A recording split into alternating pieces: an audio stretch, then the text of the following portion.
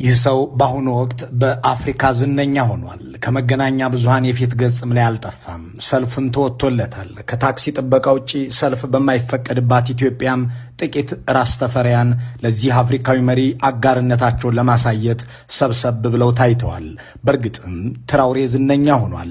የአንዲት መናጢ ድሃ ሀገር መሪ ቢሆንም ዓመታዊ ጥቅል ምርቷ $20 ቢሊዮን የሆነ ቡርኪና ፋሶ የተባለች ትንሽ ሀገር ቁጥር አንድ ሰው ቢሆንም መገናኛ ብዙሃን ልዩ ልዩ ነገሮቹን የሚጽፉለት አጀንዳቸው ሆኗል።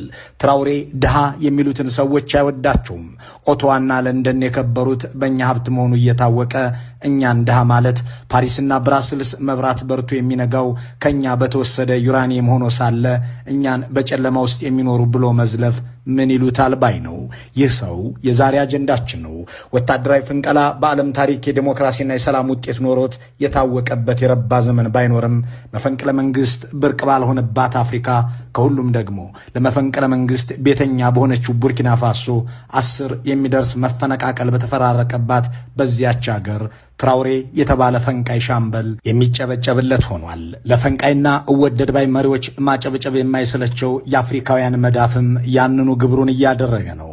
ከ20ኛው እስከ 21ኛው ክፍለ ዘመን እጇ እስኪግል ለእነዚህ መሪዎች ያጨበጨበችው ያችው አህጉር ለኢዲ አሚን ዳዳ እልል ብላለች። መንግስቱ ኃይለማርያምን ቪቫ መንጌ ብላ ግራ እጇን ከፍ አድርጋለች። ቦካሳን የአፍሪካውያን ካሳ ብላ ጨፍራለች። አብይ አህመድን ሺህ ዓመት ይግዙን ብላለች። ፈንቅለው ለነገሱም በአፈቅቢያ አንደበታቸው አታለው መንበሩ ላይ ለተደላደሉም ማጨብጨብ ልማዷ የሆነው አፍሪካ ለአዲሱ ፈንቃይ ትራውሬም እንዲሁ እያደረገች ነው። እሱም የህዝብ ጆሮ የሚፈልገውን ነገር በሚገባ ያውቃል። ልቡን የሚሰረስር ነገር እየተናገረ እጁን ያስጨበጭበዋል። ይችን አገር ፈጣሪ አደራ ብሎኛል ይላል። አድናቂዎቹ ተቀብለውት ያጨበጭባሉ።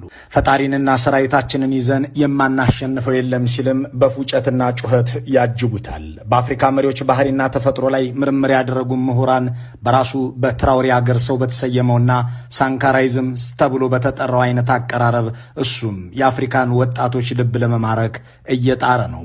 ሊገድሉኝ ነበር እያለ ይናገራል። ሲአይኤ ሊያስወግደኝ፣ ፈረንሳይ ልትገድለኝ፣ የዚችን አገር ለውጥ የማይፈልጉ ክፉዎች ሊጨክኑብኝ ነበር ይላል። ደጋግሜ ከሞት አመለጥኳቸውም ይላል።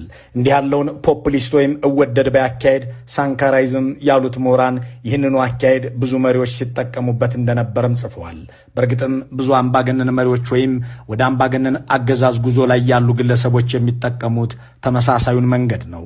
ልክ ኮሎኔል መንግስቱ ጥላቸውን እንደማያምኑትና የራሳቸውን ጓዶች ጭምር እንደፈጁት 9 ጊዜም ኢህአፓ ልትገድለኝ ስትል አመለጥኳት እንዳሉት ልክ